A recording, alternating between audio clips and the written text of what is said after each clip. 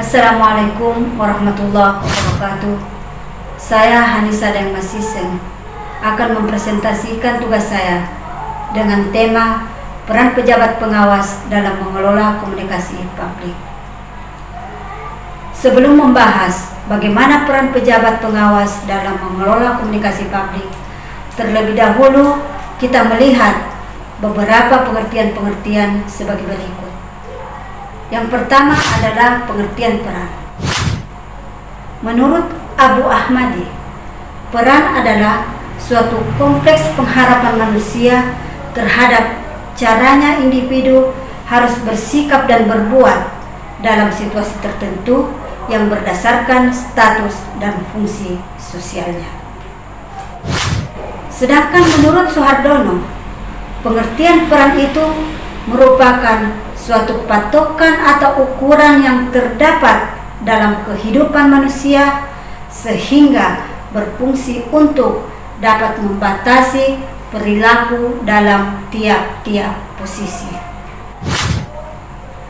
Secara umum, pengertian peran itu adalah merupakan suatu sikap atau perilaku yang diharapkan oleh banyak orang atau sekelompok orang terhadap seseorang yang memiliki status atau kedudukan tertentu.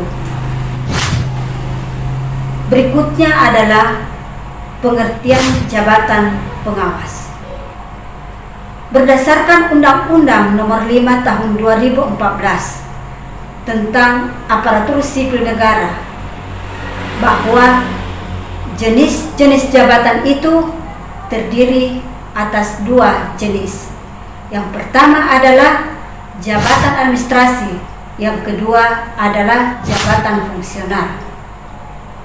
Jabatan administrasi itu sendiri terdiri dari tiga jenis jabatan. Yang pertama adalah jabatan administrator, yang kedua adalah jabatan pengawas, dan yang ketiga adalah jabatan pelaksana. Ketiga jabatan itu memiliki tugas dan tanggung jawab dalam pelayanan publik serta administrasi pemerintahan dan pembangunan.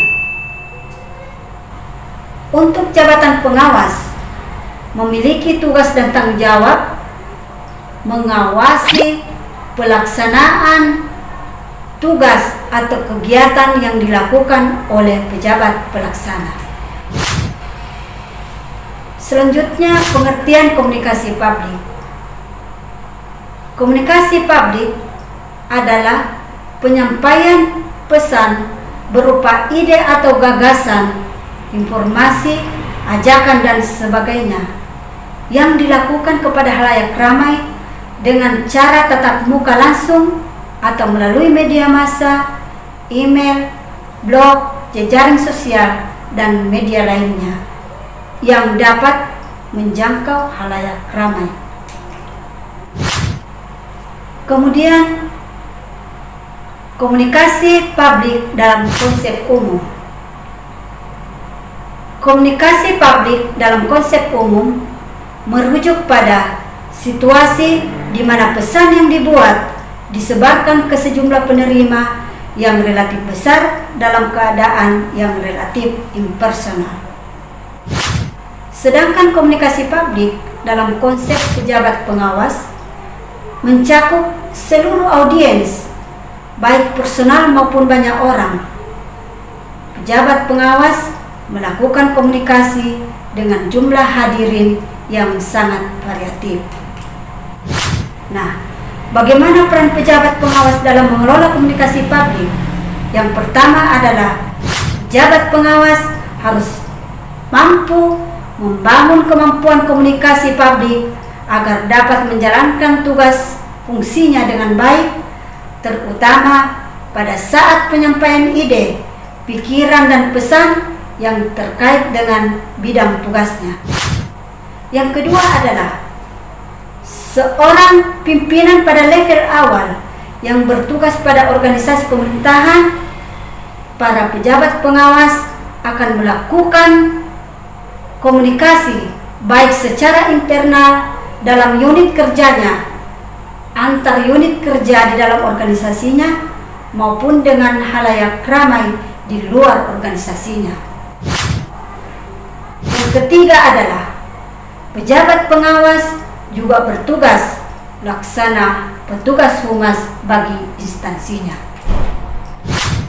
Selanjutnya, pejabat pengawas menyelenggarakan dan mengelola komunikasi internal di lingkungan organisasi dan karyawan, yaitu dengan menerima keluhan masyarakat dan meneruskannya kepada pimpinan, lembaga atau instansi terkait, serta menyusun dan memberikan tanggapan terhadap keluhan masyarakat tersebut.